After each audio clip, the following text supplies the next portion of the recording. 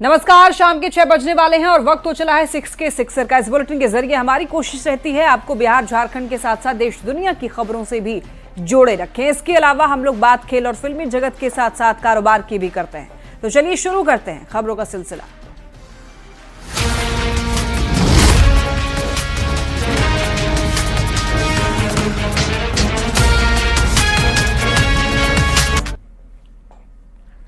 बिहार में 2025 विधानसभा चुनाव को लेकर राजनीतिक पार्टियों ने अभी से ही तैयारियां शुरू कर दी है। चुनावी तारीखों का ऐलान तो नहीं हुआ है, लेकिन पार्टियों ने अभी से ही अपनी अपनी दावेदारी पेश करना शुरू कर दिया है।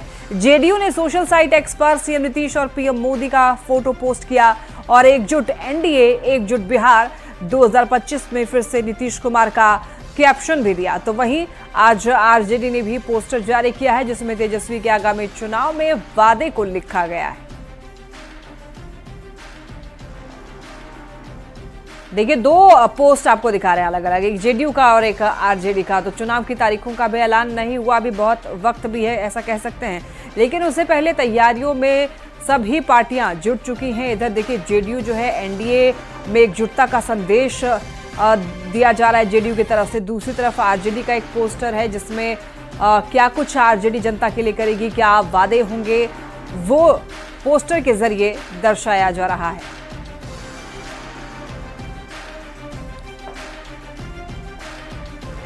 आरजेडी कार्यालय के बाहर लगे तेजस्वी यादव के पोस्टर और शक्ति यादव के डिप्टी सीएम सम्राट चौधरी पर लगाए गए आरोपों पर सत्ता पक्ष के नेताओं ने पलटवार किया है। जेडीयू और बीजेपी के नेताओं ने कहा है कि तेजस्वी यादव ने अपने पिता और पार्टी के राष्ट्रीय अध्यक्ष को ही दरकिनार कर दिया है। तो वहीं सम्राट चौधरी पर लगाए आरोपों को लेकर कहा है कि जल्द ही बिहार को खुशखबरी मिलेगी।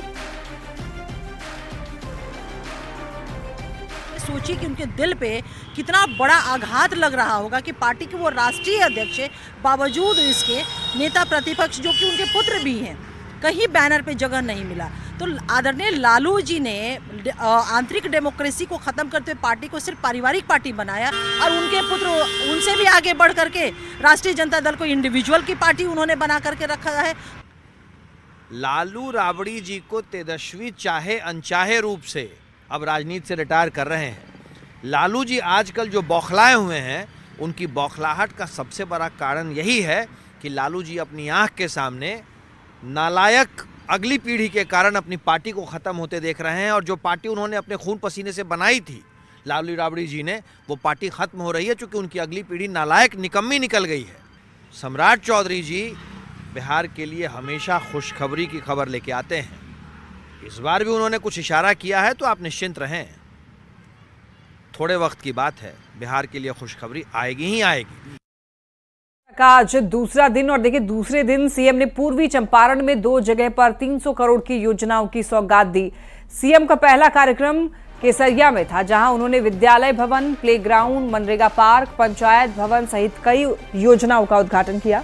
तो करोड़ों की योजनाओं का शिलान्यास भी किया गया। दूसरा कार्यक्रम सुगौली में था, वहां भी सीएम ने करोड़ों की योजनाओं की सौगात दी और पहले से चल रही विकास योजनाओं की समीक्षा भी की, लोगों से बात करके उनका फीडबैक भी लिया।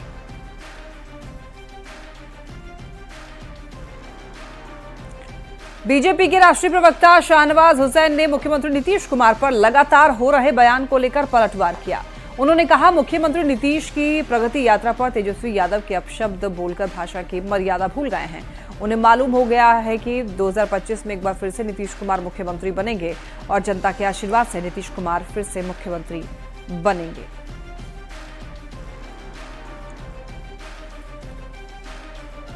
तेजस्वी यादव भाषा की मर्यादा तोड़ रहे हैं, राजनीतिक शिष्टाचार खत्म कर रहे हैं। बिहार के सबसे लोकप्रिय नेता, बिहार के माननीय मुख्यमंत्री नीतीश कुमार आज बिहार के सबसे लोकप्रिय नेता हैं, सबसे अनुभव वाले नेता हैं।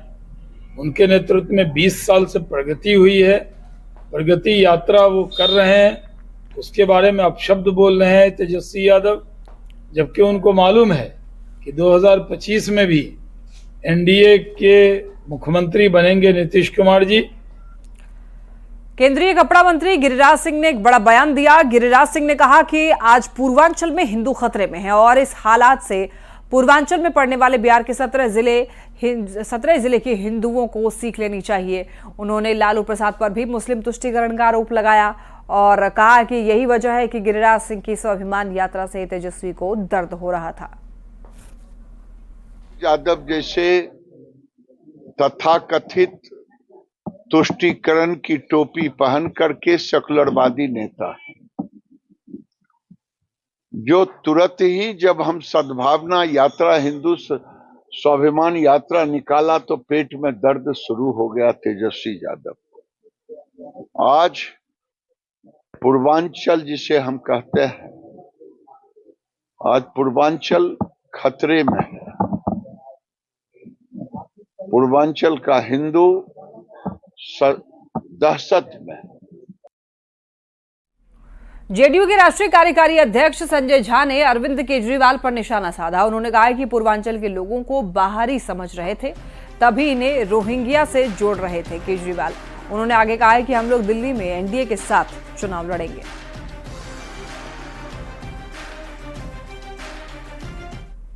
बिल्कुल, हम लोग तो मैं तो था राज्यसभा में, वो तो रोहिंग्याज को लोग के बोल रहे थे कि जो कटा है वोटर लिस्ट में से और उसको वो पूर्वांचल से जोड़ दें। अब पूर्वांचल को लोगों को ऐसे ही ट्रीट करता है, जो उसको बाहरी ही न समझते हैं, तब नहीं जोड़ रहे हैं उसके साथ।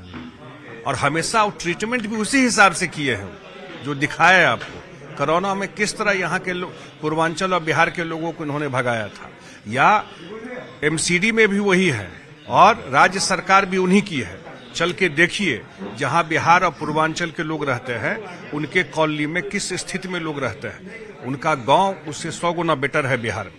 इसलिए जी बताइए, जेडीयू कितनी सीटों पर चुनाव लड़ेगी दिल्ली में, और क्या आप लोगों की बात बीजेपी से हो रही है? बीजेपी से बात हो रही है, हम लोग समय पे बताएंगे क्या सीट पे लड़ेंगे, लेकिन हम लोग एनडीए के साथ चुनाव लड़ेंगे। और एक बड़ी खबर रांची से, हेमंत कैबिनेट की बैठक में देखिए 10 प्रस्ताव पर मुहर लगी। राज्य सरकार के कर्मियों को तोहफा देने की बात, महंगाई भत्ते में 3% बढ़ोतरी की भी बात, पेंशनधारियों के लिए भी इस बैठक में सौगात दी गई। महंगाई भत्ते में 3% बढ़ोतरी, तो ये बड़ी खबर आप तक पहुंचा रहे हैं। बैठक हुई कैबिनेट की और इसके बाद 10 प्रस्ताव पर मुहर लगी है। राज्य सरकार के कर्मचारियों को, राज्य सरकार के कर्मियों को तोहफा मिला है। ज्यादा जानकारी देंगे न्यूज 18 संवाददाता अविनाश हमारे साथ जुड़ रहे हैं। तो अविनाश, हेमंत कैबिनेट की बैठक और कई प्रस्तावों पर मुहर लगी है, पूरी जानकारी दीजिए।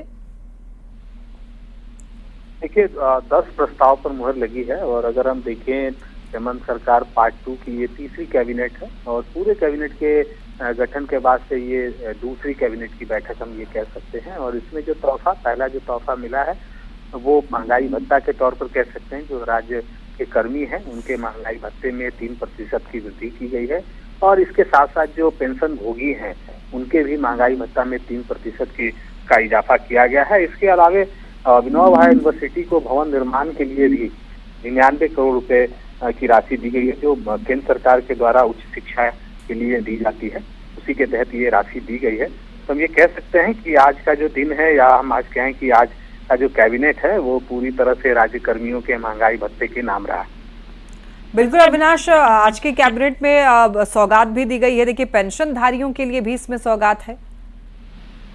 जरूर, देखिए, जब महंगाई भत्ता बढ़ता है और जब भी केंद्र सरकार के द्वारा भत्ते में इजाफा किया जाता है तो उसको जो राज्य सरकार होते हैं उसको फॉलो करते हैं और उसी के तहत झारखंड एक ऐसा स्टेट है जो समय समय पर जब भी केंद्र सरकार के द्वारा महंगाई भत्ते में इजाफा किया गया है, राज्य ने इसको फॉलो किया है। और इसी का हम ये कह सकते हैं जो 3% की वृद्धि की गई है ये पहले से तय माना जा रहा था। और क्या कुछ अलग था इस बैठक में? किन किन और भी प्रस्ताव पर मुहर लगी है?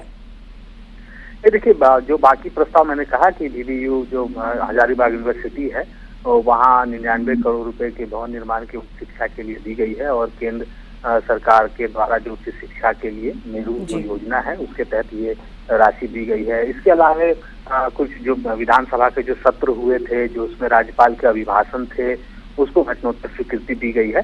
बड़ी अगर हम अगर योजना के लिहाज से बात करें तो ये 2 ही चीजें हैं, खासकर अगर हम महंगाई भत्ते की बात कर लें और दूसरा जो मैंने कहा कि 99 करोड़ रुपए विनोबा भावे यूनिवर्सिटी को मिले हैं। जी ठीक है, बहुत धन्यवाद आपका इन तमाम जानकारियों के लिए अविनाश।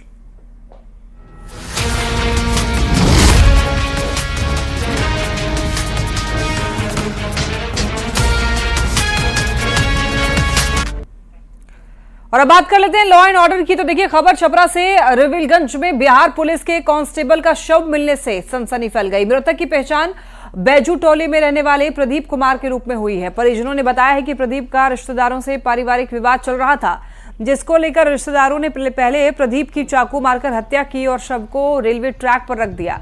सूचना पर पहुंची पुलिस ने शव को फॉरेंसिक जांच के लिए भेज दिया और मामले की जांच कर रही है। बरहमी से मारा गया उसको, साजिश के तहत मारा गया उसको, चाकू से सीने के पास। बॉडी कहाँ से मिला है? बॉडी मिला है गुदना गिरी टोला से। रेलवे लाइन के पास जी। उधर कैसे चले गए मतलब? अभी तो सर नहीं पता है, हम लोग शाम से उसको खोज रहे थे। अच्छा, प्रदीप के पिताजी का क्या नाम है? सुरेश ठाकुर। आरोप लगाया है कि उसकी हत्या की गई है। कोई पुराना विवाद है, 2022 का मामला है, जिसमें जो दूसरे पक्ष के लोग हैं उन पर ये लोग आरोप लगा रहे हैं। तो इस संबंध में जैसे ही सूचना मिली कि हत्या की बात हो सकती है, इस सूचना पर हम और एसडीपीओ और सभी लोग यहाँ पे हम लोग आए हैं और पीओ की तफ्तीश की जा रही है। तो अभी तक जो सामने आया है वो मामला जो है परिस्थिति जन्य साक्ष्यों से अभी तक संदिग्ध लग रहा है। सभी बिंदुओं पर जांच की जा रही है। एफएसएल की टीम को ही बुलाया जा रहा है।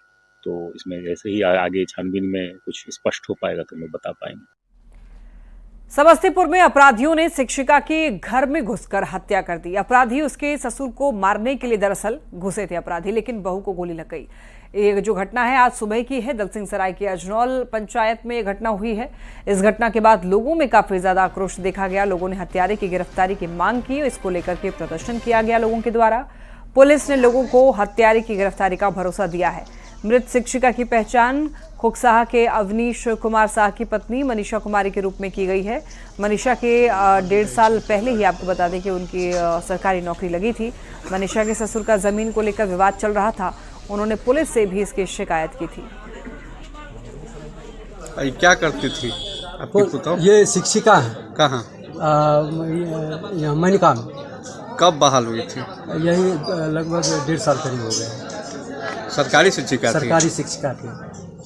विवाद कब से चल रहा था आप लोगों का?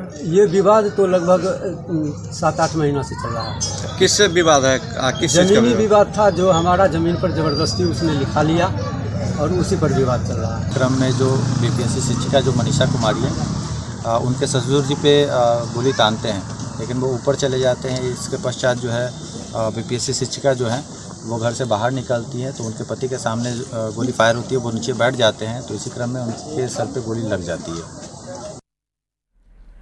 पटना से बड़ी खबर, 11वीं के छात्र की गोली मारकर हत्या। हॉस्टल में बर्थडे पार्टी के दौरान गोली मारी गई। श्री कृष्णपुरी थाना क्षेत्र में गोली मारने की खबर। छात्र के साथियों पर हत्या का आरोप लगाते 11वीं की छात्र की गोली मारकर हत्या कर दी गई। छात्र के साथियों पर ही हत्या करने का आरोप लगा है। बता दें आपको, ये जो मामला है श्री कृष्णपुरी थाना क्षेत्र का मामला है, जहां पर गोली मारी गई है 11वीं के एक छात्र की, जो कि हॉस्टल में बर्थडे पार्टी मना रहे थे और इस दौरान गोली मारी गई।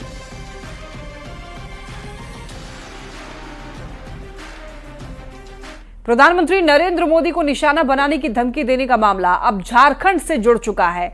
जिस मोबाइल नंबर से व्हाट्सएप मैसेज भेजा गया था, जांच में वो देवघर के लालगढ़ निवासी हसीना बीबी के नाम पर पाया गया। महिला का कहना है कि 2018 में ही उसकी सिम खो गई थी। अब उसी सिम से 7 दिसंबर को मुंबई के ओवरली स्थित पुलिस कंट्रोल रूम में एक व्हाट्सएप मैसेज भेजा गया, जिसमें झारखंड के धनबाद और मुंबई में बम ब्लास्ट करने की चेतावनी दी गई थी और प्रधानमंत्री नरेंद्र मोदी को भी निशाना बनाने की धमकी दी गई थी। इस मामले में पूर्व मध्य रेलवे के आरपीएफ आईजी सह मुख्य सुरक्षा आयुक्त ने रिपोर्ट तैयार कर झारखंड के पुलिस मुख्यालय को भेजा था, जिसके बाद स्पेशल ब्रांच ने धनबाद और देवघर के पुलिस कप्तान को अलर्ट किया।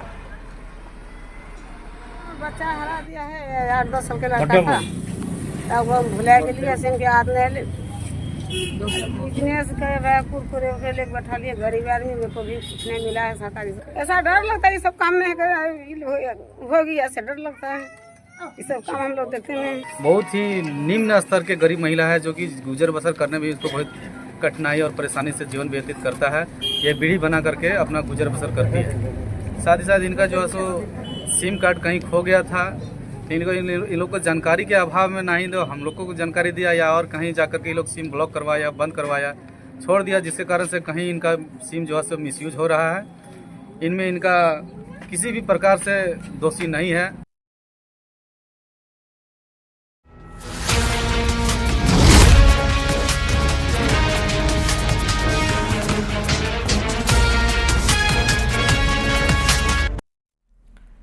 और अब बात देश विदेश की कर लेते हैं। देखिए, संभल में लगातार खुदाई जारी है। आज एक कुआं और बता दें आपको, इसे मिट्टी और कूड़ा डाल करके बंद कर दिया गया था। वहीं संभल में मिली बावड़ी की सफाई की गई, चौथे दिन भी जारी रही। बता दें आपको, संभल हिंसा को आज पूरा 1 महीना हो चुका है। कल संभल में अचानक पहुंची फॉरेंसिक और बैलिस्टिक टीम ने हिंसा वाली कई जगहों का मुआयना किया।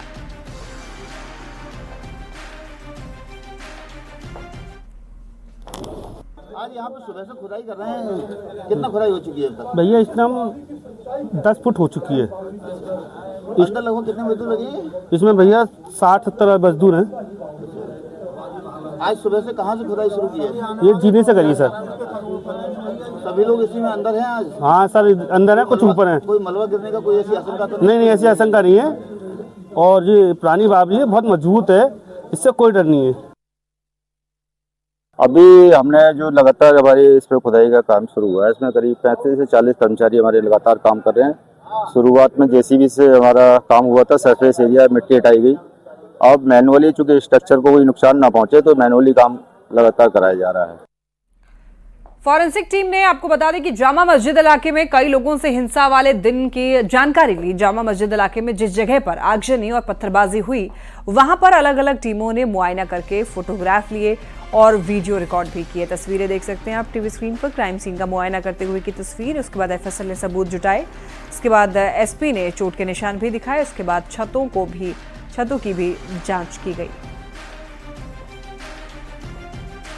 आरएसएस प्रमुख मोहन भागवत के बयान पर स्वामी रामभद्राचार्य ने कहा है कि उनका बयान व्यक्तिगत हो सकता है, इससे हमारा कोई लेना देना नहीं है, क्योंकि वो हमारे अनुशासक नहीं है और हमारी जो ऐतिहासिक चीजें हैं वो हमें हर हाल में मिलनी चाहिए। बता दें आपको, पिछले दिनों आरएसएस प्रमुख मोहन भागवत ने कहा था कि मंदिर मस्जिद से जुड़ा मुद्दा कुछ लोग इसीलिए उठाते हैं ताकि वो खुद को हिंदुओं के नेता के रूप में स्थापित कर सके। मैं तो यही मानता हूं कि जो हमारी ऐतिहासिक वस्तुएं हैं वो हमें मिलनी ही चाहिए और हमें लेनी भी चाहिए, चाहे जैसे भी हो। साम हो, दान हो, दंड हो, भेद हो, चाहे जैसा भी। एकत्र होना चाहिए, पर अपने ऐतिहासिक संपत्ति थोड़ी किसी को दे देनी चाहिए। ये मोहन भागवत का व्यक्तिगत बयान हो सकता है, ये सबका बयान नहीं है। वो किसी एक संगठन के प्रमुख हो सकते हैं, हिंदू धर्म के प्रमुख वो नहीं है कि उनकी बात हम मानते रहें। पहाड़ों पर बर्फबारी के साथ मैदानी इलाकों में हल्की बारिश से उत्तर भारत में ठंड का प्रकोप बढ़ गया है। जम्मू कश्मीर, हिमाचल प्रदेश, उत्तराखंड की ऊंची चोटियों पर जोरदार बर्फबारी हुई। गुलमर्ग, शिमला में बर्फबारी से सैलानी झूम उठे हैं, पेड़ बर्फ से ढक गए हैं। नारकंडा में बर्फबारी, श्रीनगर में डल झील जम गई है। उत्तर भारत के पहाड़ी इलाकों में लगातार हो रही बर्फबारी के बाद दिल्ली समेत तमाम मैदानी इलाकों में मौसम विभाग ने ठंड बढ़ने का अलर्ट जारी किया है।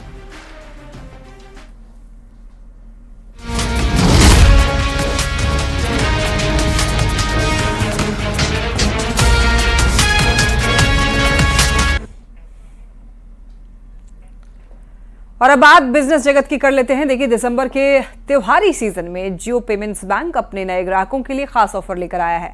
25 दिसंबर से 31 दिसंबर 2024 के बीच बचत खाता खोलने वाले ग्राहकों को 5,000 रुपए तक के गिफ्ट वाउचर्स दिए जाएंगे। ये गिफ्ट वाउचर्स मैकडॉनल्ड्स और इज माई ट्रिप और मैक्स फैशन जैसे बड़े ब्रांडों के होंगे। और इसी के साथ बुलेटिन में इतना ही। खबरें लगातार जारी है, आप देखते रहिए न्यूज़ 18।